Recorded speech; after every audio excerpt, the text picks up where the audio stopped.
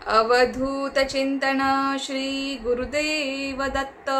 श्री स्वामी समर्थ. तुम्हा सगळ्यांचं स्वामी श्रद्धा वर खूप खूप मनापासून स्वागत. स्वामी कृपेने तुमचा आजचा दिवस शुभ जाओ. स्वामी महाराज तुमच्या सर्व चांगल्या इच्छा पूर्ण करोत हीच मी माझ्याने प्रार्थना करते आणि आजच्या व्हिडिओला सुरुवात करते. आजच्या व्हिडिओमध्ये आपण बघणार आहोत, बघा कालपासून श्रावण महिना सुरू झालेला आहे आणि या श्रावण महिन्यामध्ये जसं आपण भगवान शंकरांची सेवा उपासना करणार आहोत तसंच आपल्या गुरूंची पण आपल्याला सेवा करायची आहे. आपल्या गुरूंची, आपल्या स्वामींची, दत्त महाराजांच्या कोणकोणत्या सेवा कराव्यात त्याचबद्दल आपण आजच्या व्हिडिओमध्ये माहिती बघणार आहोत. बघा, श्रावण महिना म्हटलं की सेवेसाठी अत्यंत महत्त्वाचा महिना. हा महिना खूप पवित्र आहे. बरेच जण या म्हणजे मोस्ट ऑफ सगळेच जण या महिन्यामध्ये मांसाहार करत नाही आणि जे मांसाहार करतात त्यांच्यासाठी हा महिना म्हणजे एक सुवर्ण संधीच आहे आपली सेवा करण्यासाठी. बघा, काही काहींना ना सेवा करायची असते पण मांसाहार करत आहोत म्हणून त्यांच्याकडनं त्या सेवा घडत नाहीत किंवा त्यांच्याकडनं त्या सेवा केल्या जात नाहीत. पण त्यांच्यासाठी ही एक सुवर्ण संधी असते. हा महिना खूप पवित्र आहे आणि बरेच जण हा महिना पाळत असतात आपापल्या परीने. तर आपल्या गुरूंची आपल्याला कोणकोणती सेवा करायची आहे ते बघा. सगळ्यात आधी आपण बघूया दत्त महाराजांची आपण कोणकोणत्या सेवा करू शकतो या महिन्यामध्ये. सगळ्यात महत्त्वाचं म्हणजे दत्त महाराजांची सगळ्यात उच्च कोटीची सेवा आहे ती म्हणजे गुरुचरित्र पारायण. गुरुचरित्र पारायण, आता बघा आपण वर्षातून 2 ते 3 वेळेस आपल्याकडनं गुरुचरित्र पारायण घडतं. केंद्रामध्ये स्वामी पुण्यतिथी आणि दत्त जयंती जेव्हा असते या सप्ताह काळात गुरुचरित्र पारायण घेतलं जातं. त्याचबरोबर गुरुपौर्णिमेला पण आता आपण मागच्याच महिन्यात बऱ्याच जणांनी गुरुचरित्र पारायण केलेलं असेल. पण ज्यांना सप्ताह काळात पारायण करायला जमत नाही, मासिक धर्म असो, सुतक असो किंवा आता गुरुपौर्णिमेला पण ज्यांना जमलं नाही गुरुचरित्र पारायण करायला, त्यांनी या श्रावण महिन्यामध्ये संपूर्ण महिनाभरामध्ये तुम्हाला जेव्हा जमेल तेव्हा तुम्हाला गुरुचरित्र पारायण तुम्ही करू शकता. 7 दिवसांचं हे पारायण असतं आणि 8व्या दिवशी आपल्याला याची सांगता करायची असते म्हणजे उद्यापन आपल्याला करायचं असतं. तर गुरुचरित्र पारायण तुम्ही या महिनाभरामध्ये तुम्ही कधीही करू शकता. जर तुमचा मासिक धर्म जेव्हा तुमचा मासिक धर्म येऊन जाईल त्यानंतर तुम्ही गुरुचरित्र पारायणाला सुरुवात करा. ज्यांना इच्छा आहे या महिन्यामध्ये 2 पारायणं करायची गुरुचरित्र किंवा 3 पारायणं करायची ते पण तुम्ही करू शकता, काहीच हरकत नाही. आपला मासिक धर्म बघून तुम्ही त्या पारायणाला सुरुवात करा. आता बघा, ज्यांना गुरुचरित्र पारायण करण्याची इच्छा आहे पण ज्यांना ते नियम पाळणं शक्य नाहीये त्यांनी सप्तशती गुरुचरित्र सार किंवा संक्षिप्त श्री गुरुचरित्र ह्या दोन्ही ग्रंथापैकी कोणत्याही एका ग्रंथाचं पारायण तुम्ही करू शकता. संक्षिप्त श्री गुरुचरित्र आणि सप्तशती गुरुचरित्र सार हे गुरुचरित्र ग्रंथाचाच एक भाग आहे, संक्षिप्त रूप आहे. आणि जेव्हा आपण या दोन्हीपैकी कोणत्याही तुम्ही एका ग्रंथाचं पारायण जेव्हा तुम्ही कराल तेव्हा तुम्हाला गुरुचरित्र पारायण केल्याचंच फळ मिळणार आहे, लक्षात घ्या. संक्षिप्त श्री गुरुचरित्र वाचायला तुम्हाला 30 ते 35 मिनिटे लागतात, तर सप्तशती गुरुचरित्र सार वाचायला तुम्हाला 1.5 ते 2 तास लागू शकतात. आपल्या जवळपासच्या स्वामींच्या केंद्रामध्ये जाऊन बघा, तुम्हाला दोन्हीपैकी कोणताही ग्रंथ मिळाला ना, संक्षिप्त श्री गुरुचरित्र किंवा सप्तशती गुरुचरित्र सार, तरी तुम्ही घेऊन या आणि या ग्रंथाचं तुम्ही पारायण करू शकता. या दोन्ही ग्रंथाची तुम्ही 3, 7, 5, 11 पारायणे, 21 पारायणे सुद्धा करू शकतात. अगदी 1 सुद्धा पारायण तुम्ही याचं केलं तर तुम्हाला गुरुचरित्र पारायण केल्याचंच फळ मिळणार आहे, लक्षात घ्या. तर ही पारायण करताना तुम्हाला फार काही नियम पाळायची गरज नाही. जेवढे आपण गुरुचरित्र ग्रंथाला नियम पाळत असतो तेवढे नियम पाळण्याची गरज नाही. याला फक्त 2च नियम आहे, ते म्हणजे मांसाहार वर्ज्य, ब्रह्मचर्याचं पालन. बाकी तुम्ही याला कोणताही नियम पाळायची गरज नाही. जसं की तुम्ही बेडवर झोपू शकता, सोफ्यावर बसू शकता, बाकी काळं वस्त्र वगैरे तुम्हाला घालायचं नाही. फक्त हे 2 ते 3 नियम तुम्हाला पाळायचे आहेत आणि तुम्ही हे पारायण सहज करू शकता. अगदी 1 दिवसात जरी तुम्ही या ग्रंथाचं एक पारायण केलं तरी चालणार आहे, काहीच हरकत नाही. त्यानंतर दत्त महाराजांची सेवा म्हणजे घोर कष्टधरण स्तोत्र. अत्यंत प्रभावी असं स्तोत्र आहे दत्त महाराजांचं स्तोत्र. दत्त महाराजांच्या प्रभावी स्तोत्रांपैकी हे एक प्रभावी स्तोत्र आहे. आपल्या आयुष्यातले घोर कष्ट याने दूर होतात. याच्या नावाप्रमाणेच हे स्तोत्र तितकंच प्रभावी आहे. घोर कष्ट आणि उद्धार. ज्यांचा बिझनेस ठप्प झालेला आहे किंवा ज्यांना कोर्ट कचेरीमध्ये यश पाहिजे असेल, ज्यांच्यावर खोटा आरोप कोणी केलेला आहे, ज्यांची एखादी वस्तू हरवलेली असेल किंवा तुमची कोणतीही अडचण असू द्या, तुमच्या त्या प्रत्येक अडचणीवर घोर कष्टधरण स्तोत्र या स्तोत्राचं जर तुम्ही संकल्पपूर्वक पठण केलं, जसं की 11 दिवसात मी हे स्तोत्र रोज 51 वेळेस म्हणेल किंवा 21 वेळेस म्हणेल किंवा 108 वेळेस म्हणेल, असं तुम्ही संकल्प करून जर स्वतःचं पठण केलं ना तर तुम्हाला 100% अनुभव येतो म्हणजे येतो. खूप प्रभावी स्तोत्र आहे घोरकष्टधरण स्तोत्र। त्याला नियम कोणतेच नाहीये, फक्त संकल्पपूर्वक तुम्ही सेवा केली। परान्न वर्ज्य करायचं आहे, काळं वस्त्र घालायचं नाहीये आणि मांसाहार तुम्हाला वर्ज्य करायचा आहे। हे 2 ते 3 नियम तुम्हाला पाळायचे आहेत जर तुम्ही संकल्पपूर्वक ही सेवा केली तर। संकल्प नाही केला, फक्त तुम्ही नित्य सेवेमध्ये ही सेवा रोज केली ना, रोज हे स्तोत्र तुम्ही 3 वेळेस 5 वेळेस किंवा 1 वेळेस जरी म्हटलं तर तुम्हाला कोणताही नियम पाळण्याची गरज नाही। पण जो तुम्ही संकल्प करणार असाल, मी 11 दिवसांसाठी हे स्तोत्र रोज 21 वेळेस म्हणेल, 51 वेळेस म्हणेल किंवा 108 वेळेस म्हणेल, तर तुम्हाला मांसाहार वर्ज्य करायचा आहे। त्यानंतर तुम्हाला परान्न वर्ज्य करायचं आहे आणि काळं वस्त्र तुम्हाला घालायचं नाही। तर हे 2-3 नियम तुम्ही पाळू शकता।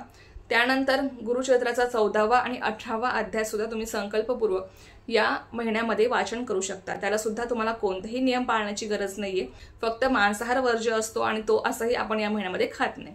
तर बघा, आता या झाल्या दत्त महाराजांच्या सेवा। तुम्हाला यामध्ये ज्या कोणत्या सेवा तुम्हाला करणं शक्य असेल त्या तुम्ही करण्याचा प्रयत्न करा। त्यानंतर आता स्वामींची कोणती सेवा करावी। स्वामींची सेवेमध्ये सगळ्यात महत्त्वाचं येतं ते म्हणजे श्री स्वामी चरित्र सारामृत या ग्रंथाचं पारायण। या ग्रंथाची तुम्ही या महिन्यामध्ये, या संपूर्ण महिन्यामध्ये 11, 21, 51, 108 सुद्धा पारायणे तुम्ही करू शकता। ज्यांना कधीही सेवा करायला जमत नाही किंवा काही ना काही अडथळे येतात, मांसाहारचा अडथळा आहे सेवेसाठी, तर तुम्ही हा महिना तुमच्यासाठी अत्यंत सुवर्ण संधी आहे असं समजा आणि या पवित्र महिन्यामध्ये आपल्या स्वामींची ही पारायणे तुम्ही नक्की करा। तर या पवित्र महिन्यामध्ये स्वामींची स्वामी चरित्र सारामृत या ग्रंथाचे पारायण तुम्ही 11, 21, 51, 108 करू शकता। बघा, तुम्ही 11 दिवसात 11 पारायणे करा किंवा तुम्ही 5 दिवसात सुद्धा 11 पारायणे करू शकता। जसं की तुम्ही हा ग्रंथ दिवसातून 2 ते 3 वेळेस जरी वाचला तरी चालणार आहे, काहीच हरकत। जर तुम्हाला इच्छा असेल ना या संपूर्ण महिन्यामध्ये मी या ग्रंथाची 108 पारायणे करणार, तरी सुद्धा तुम्ही करू शकता। तुम्ही हा ग्रंथ दिवसातून 2, 3, 4, 5 कितीही वेळेस वाचू शकता तुमच्या यथाशक्तीनुसार। या ग्रंथाला पण कोणतेही नियम नाहीयेत, ब्रह्मचर्य वगैरे पाळण्याची गरज नाही। मांसाहार फक्त वर्ज्य करावा लागतो जेव्हा आपण संकल्पपूर्वक कोणतीही सेवा करतो आणि परान्न आपल्याला घ्यायचं नसतं। जर परान्न घेण्याची वेळ आलीच तर तुम्हाला 3 वेळेस गायत्री मंत्र म्हणून तुम्ही परान्न घेऊ शकता। बाकी एकच नियम असतो, तो म्हणजे मांसाहार तुम्हाला वर्ज्य करायचा आहे या सेवेसाठी तरी। त्यानंतर तुम्ही तारक मंत्राचं अनुष्ठान करू शकता संकल्पपूर्वक। त्यानंतर तुम्ही श्री स्वामी समर्थ या मंत्राचा जप करू शकता। बघा, जप करायला कोणतंही बंधन नाहीये, तुम्ही कधीही कुठेही कसंही स्वामींचं नामस्मरण करू शकता। जर तुम्हाला संकल्पपूर्वक करायचं असेल तर तुम्हाला स्वामींसमोर बसून मी रोज 11 माळी करेल, रोज 21 माळी करेल किंवा रोज मी 3 माळी करेल, 5 माळी करेल असा तुम्ही संकल्प सुद्धा करू शकता। किंवा संकल्प नाही केला तरी चालणार आहे, तुम्ही फक्त नामस्मरण, तुम्हाला कोणतीही सेवा करायला जमत नाही ना, तुम्ही फक्त चालता फिरता प्रवासात तुमच्या जॉबच्या ठिकाणी कधीही कुठे तुम्ही स्वामींचं नामस्मरण सहज करू शकता, त्याला तुम्हाला कोणतीही अडचण येत नाही। त्यानंतर बघा, स्वामींची अजून एक सेवा आहे जी आपण श्रावण महिन्यामध्ये सुरू करू शकतो, ती म्हणजे स्वामींचे 11 गुरुवार। बऱ्याच ताई अशा आहेत ज्यांना स्वामींचे 11 गुरुवार करायचे आहेत, परंतु नेमकी कोणत्या गुरुवारपासून सुरुवात करावी असं त्यांना प्रश्न पडतो। तर श्रावण महिन्यामध्ये, या पवित्र महिन्यामध्ये तुम्ही स्वामींच्या 11 गुरुवारला सुरुवात करू शकता। स्वामींचे 11 गुरुवार पण अगदी सहज सोपे आहेत आणि इझिली आपण करू शकतो, फार काही याला लागत नाही। फक्त आपल्याला पूजा मांडणी करायची असते प्रत्येक गुरुवारी आणि आपल्याला काही सेवा करायच्या असतात। त्या सेवा म्हणजे तुम्हाला प्रत्येक गुरुवारी श्री स्वामी चरित्र सारामृत या ग्रंथाचं पूर्ण एक पारायण करावं लागतं, म्हणजे पूर्ण हा ग्रंथ तुम्हाला वाचायचा असतो। त्याबरोबर 11 माळी श्री स्वामी समर्थ जप आणि 11 वेळेस तुम्हाला तारक मंत्र म्हणायचा असतो। या 3 सेवा तुम्हाला करायच्या असतात प्रत्येक गुरुवारी 11 गुरुवार होईपर्यंत। आणि पूजा मांडणी कशी करायची तर ती पण सोपी आहे। पाटावर किंवा चौरंगावर लाल किंवा पिवळ्या कलरचं वस्त्र तुम्हाला अंथरायचं आहे, त्यावर स्वामींची मूर्ती असेल, फोटो असेल तो तुम्हाला ठेवायचा आहे। तर एका बाजूला दिवा तुम्हाला लावायचा आहे, स्वामींसाठी फळ किंवा साखर तुम्हाला ठेवायची आहे, 1 लोटाभर जल स्वामींसाठी तुम्ही भरून ठेवू शकता, आपली जपमाळ श्री स्वामी चरित्र सारामृत हा ग्रंथ, बस एवढी एकदम साधी सोपी पूजा मांडणी तुम्हाला करायची आहे प्रत्येक गुरुवारी। आणि ज्या तुम्हाला सेवा सांगितल्या आहेत त्या तुम्हाला प्रत्येक गुरुवारी करायच्या असतात। जर मध्ये मासिक धर्म आला, एखादा गुरुवार स्किप झाला तर तो गुरुवार सोडून द्यायचा, तो गुरुवार 11 गुरुवारमध्ये पकडायचा नाही, पुढचा गुरुवार तुम्ही पकडू शकता। तर स्वामींच्या सगळ्या सेवा तुम्ही या महिन्यामध्ये सुरू करू शकता। बघा, शेवटी काय, आपण जेव्हा विशिष्ट दिनी विशिष्ट अशा सेवा करतो त्याचं फळ पण आपल्याला खूप जास्त पटीने मिळत असतं। म्हणून तुम्हाला या महिन्यामध्ये जेवढ्या जास्तीत जास्त सेवा करायला जमतील ना तेवढ्या करण्याचा प्रयत्न करा। भगवान शंकरांच्या तर आपण करणारच आहोत, पण त्याचबरोबर आपल्या गुरूंसाठी सुद्धा आपल्याला या सेवा करायच्या आहेत, जेणेकरून आपला गुरूंचा आशीर्वाद सदैव आपल्या पाठीशी राहील, आपलं गुरुबळ मजबूत राहील।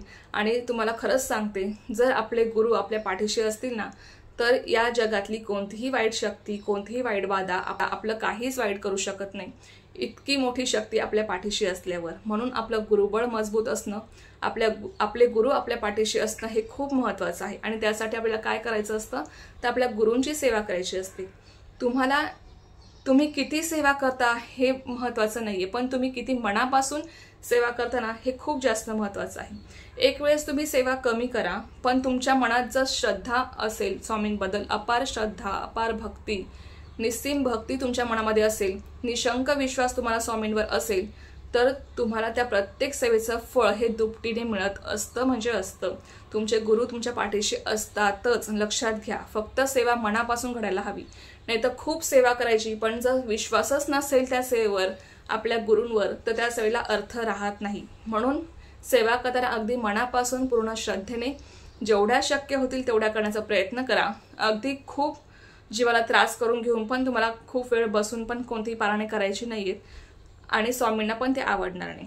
त्यामुळे आपल्या यथाशक्तीनुसार जेवढं आपल्याला झेपतील तेवढा सेवा करण्याचा प्रयत्न करा आणि आपल्या पदरी पुण्य पाडून घ्या। तर चला, ही एक खूप छोटीशी पण खूप महत्त्वाची माहिती होती जी मला तुमच्यासोबत शेअर करायची होती। तर झालेली सेवा मी स्वामींच्या रुजू करते आणि आजचा व्हिडिओ इथेच थांबव। तुम्हाला जर माहिती आवडली असेल तर व्हिडिओला लाईक, शेअर, सबस्क्राईब करायला विसरू नका। पुन्हा भेटूया अशाच एका व्हिडिओ सोबत किंवा नवीन सोबत। तोपर्यंत सर्वांना श्री स्वामी समर्थ। जय जय स्वामी समर्थ।